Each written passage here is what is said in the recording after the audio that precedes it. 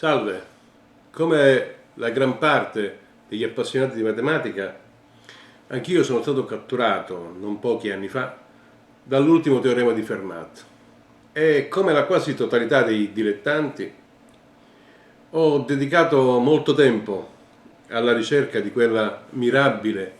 dimostrazione che il nostro principe disse di aver trovato, ma che non volle poi trascrivere sul margine ristretto di quella copia dell'aritmetica di Diofanto che era a sua disposizione. Contrariamente a quanto sembra sia successo per oltre 3 secoli e mezzo, più che tentare di dimostrare o confutare l'affermazione del buon Pierre,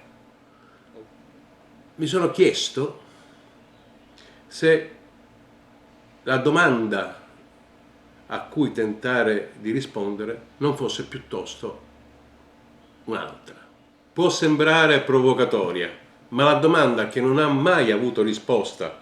in tutti i tentativi di dimostrazione falliti